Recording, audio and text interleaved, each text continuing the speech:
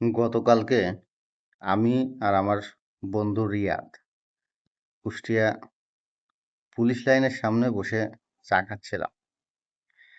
তা চা খেতে খেতে বিভিন্ন বিষয় নিয়ে গল্প করছিলাম। রিয়াদ আবার এই বিভিন্ন কন্টেন্ট করে, এজন্য মোবাইলের ক্যামেরা সেটিং সম্পর্কে ওর বেশ ভালো ধারণা আছে।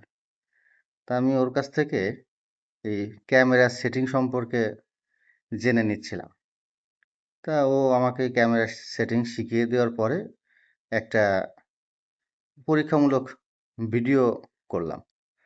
তা রিয়াদের সামনে ক্যামেরাটা ধরে আমি রিয়াদকে বললাম, বন্ধু তুমি জীবন সম্পর্কে কিছু বলো। তা এই বলার পরে রিয়াদ খুব গুরুত্বপূর্ণ একটা বিষয়, যেটা জীবনে খুবই গুরুত্বপূর্ণ এবং আমাদের সবাইকে আসলে এই জিনিস মনে রাখা উচিত, এরকম একটা বিষয় বলল, যেটা আমার মানে মন ছুঁয়ে গেল। আসলে আহ, গতকালকে রিয়াদ কি কথা বলেছিল সেটা আপনারা ভিডিওতে দেখে নেন, তারপরে এই আলোচনায় আসছি। কি বলবো? বলো, কিছু বলো। যদি জীবনে সুখী হতে চান তাহলে নিজের শখগুলো আগে পূরণ করুন। তা না হলে কখনোই আপনি জীবনে সুখী হতে পারবেন না। আসলে আমাদের এই জীবন বেশি দিনের না। এই দেখতে দেখতে জীবনের শেষে আমরা চলে আসি। এই আমরা যেমন কিছুদিন আগে এসএসসি কিংবা এইচএসসি দিয়েছি, কিংবা চাকরি পেয়েছি, কত বছর হয়ে গেল।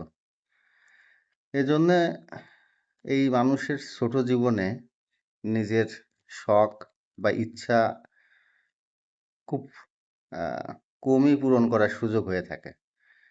আসলে আমরা যদি এই জীবন দশায় আমাদের ইচ্ছা এবং শখগুলো পূরণ করে যেতে না পারি, তাহলে কিন্তু জীবনে একটা আক্ষেপ থেকে যায়।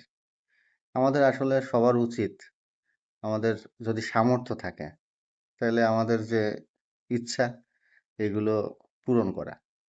আসলে সুযোগ থাকার পরেও যদি আমরা আমাদের মনের ইচ্ছাগুলো পূরণ না করি, তাহলে এই জীবনের যে এই আক্ষেপ, এই আক্ষেপ মানে আমার মনে হয় মৃত্যুর পরে মানুষ এগুলো উপলব্ধি করতে পারে কিনা জানি না।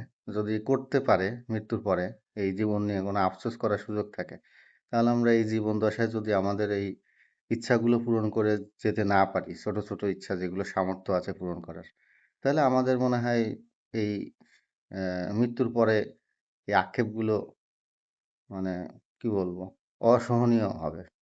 মানে আমরা মৃত্যুর পরে নিজেদের সান্ত্বনা দিতে পারবো না যে কেন আমরা জীবন দশায় আমাদের এই ইচ্ছাগুলো পূরণ করে গেলাম না।